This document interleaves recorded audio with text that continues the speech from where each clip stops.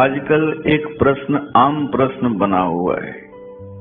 अक्सर लोग शिकायत करते हुए देखे जाते हैं कि ध्यान नहीं हो पा रहा है या ध्यान में मन नहीं लगता है, क्या करें?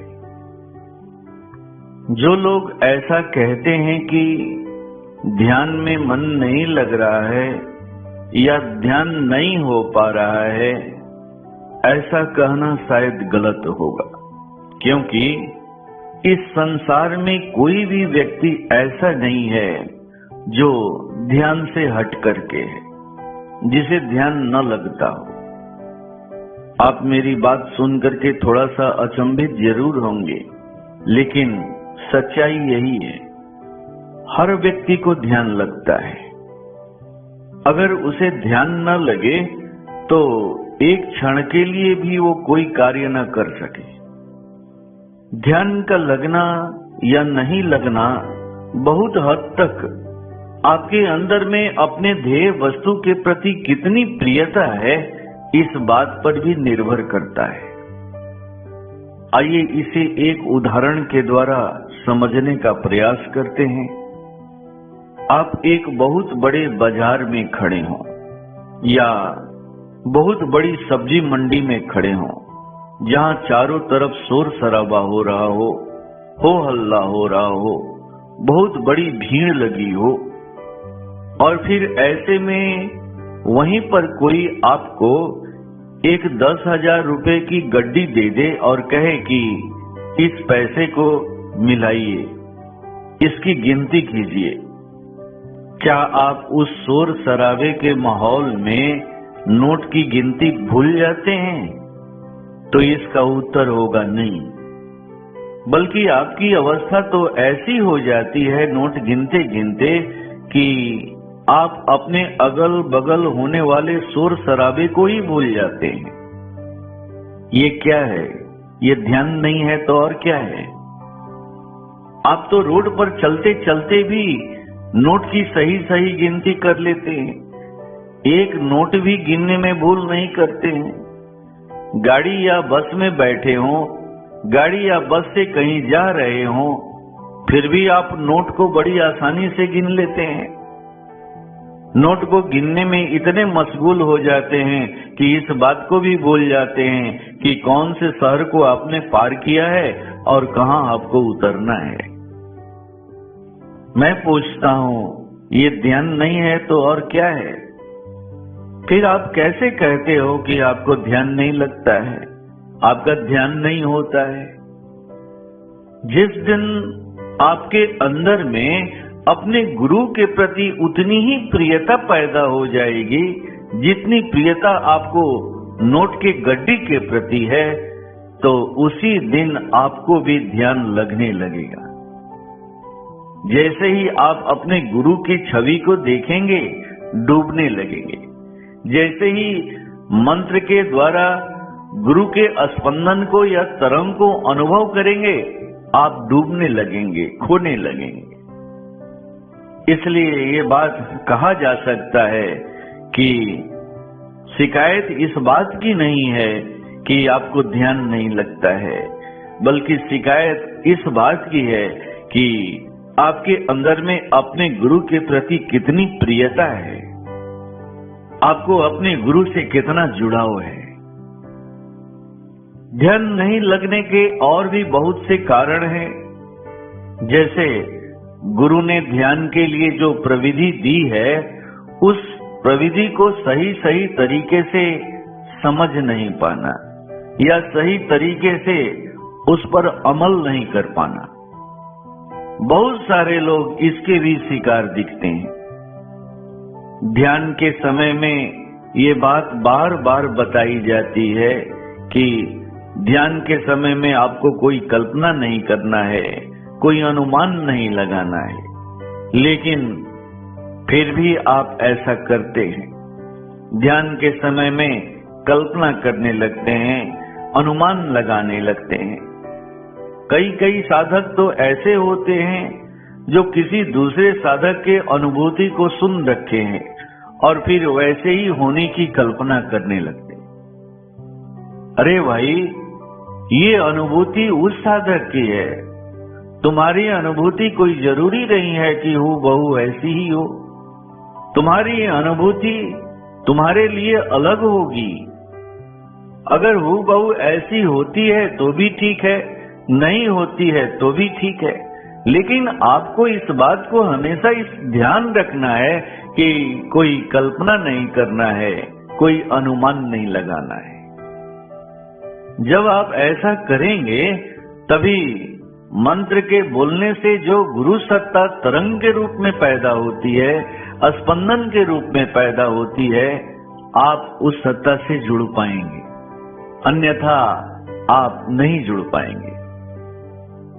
अगर आपको ध्यान के समय में विचार आ रहे हैं और जा रहे हैं, इसकी शिकायत है, तो ऐसे में आप कभी भी उन विचारों को भाव न दें। आप हमेशा उनकी अनदेखी करें। फिर भी अगर कोई असर नहीं पड़ रहा है तो आप अपने गुरु से प्रार्थना करें, बार बार प्रार्थना करें। जब आप ऐसा करेंगे तो आगे चलकर के अभ्यास सिद्ध होने लगेगा। ध्यान का नहीं लगना या ध्यान का सही तरीके से नहीं हो पाना बहुत हद तक आपके रहने सहने पर भी निर्भर करता है, आपके साथ संगति पर भी निर्भर करता है, आपके खान पान पर भी निर्भर करता है।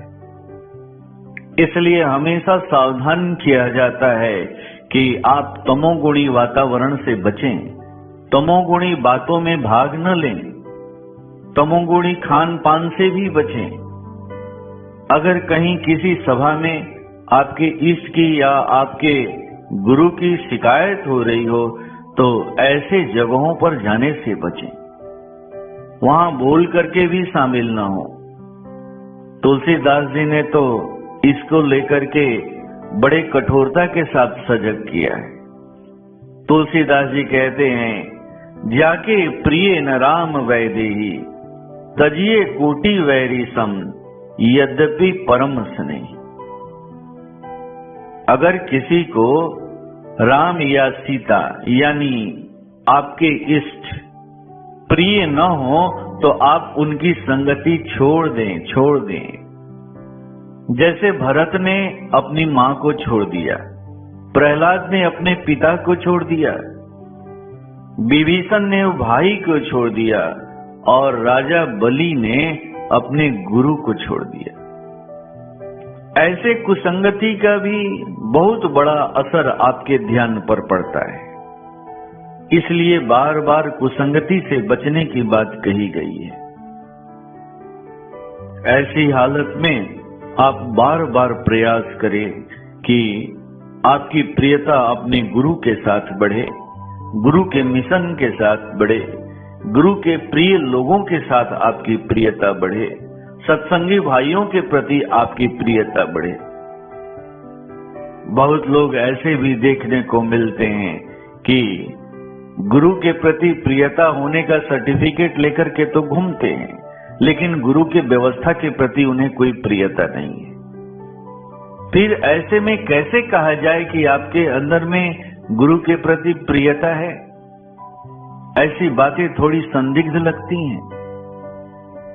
जिसे अपने गुरु से प्रियता है, उसे अपने गुरु के हर व्यवस्था से प्रियता होगी, गुरु के हर प्रिय लोगों से उसकी प्रियता होगी।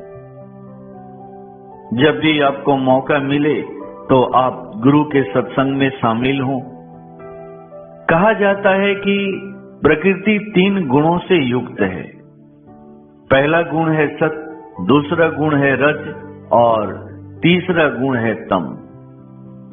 इन तीनों गुणों का एक एक करके प्रकृति के ऊपर असर पड़ते रहता है। जब प्रकृति के अंदर में तम का प्रभाव रहता है तो उसका प्रभाव हम मानवों के पिंड पर भी पड़ता है और फिर ऐसे में हम भी अनायास ही तमोगुण के प्रभाव में आ जाते हैं। ऐसे समय में भी ध्यान पर असर पड़ता है। ऐसे समय के लिए परम पूज्य गुरुदेव कहते हैं कि कहीं भी अगर सत्संग हो रहा हो तो ऐसे समय में सत्संग की सभा में जरूर जाओ, उसमें भाग लो। सत्संग में जाकर के सत्संगी भाइयों के साथ अपनी सेवा दो। ऐसा करने से तम का प्रभाव नष्ट हो जाता है। इस तरह से जब आप अपने ऊपर निगाह डालेंगे, अपने प्रति सजग रहेंगे, तो ध्यान सफल हो जाएगा। अंत में मैं यही कहना चाहूंगा कि ध्यान की सफलता के लिए आप अपने गुरु से प्रार्थना जरूर करें। ध्यान के शुरुआत में भी करें और ध्यान के समाप्ति के बाद भी करें। हमारे यहाँ सत्संग में ध्यान के पहले जो गुरु वंदना है, वो गुरु वंदना गुरु पूजन ही तो है, जो गुरु के प्रति श्रद्धा को बढ़ाता है, गुरु के हमें बहुत करीब ले आता है। और फिर ध्यान के बाद जब हम ध्यान की सफलता के लिए ये गीत गाते हैं, भगवान मेरी साधना सफल होने दो गुरु, निज चरण की आराधना। ये गीत ध्यान के सफलता की प्रार्थना के लिए ही तो है। इसी कार्य के लिए परम पूज्य गुरुदेव ने भी इस प्रार्थना को जोड़ा है। इसीलिए आप जब भी इस प्रार्थना को करें तो पूरे भाव के साथ करें। जब इस तरह से कुछ सजगताओं को बरतेंगे तो ध्यान सिद्ध होने लगेगा। आशा है आप लोग अब समझ गए होंगे। ओम शांति।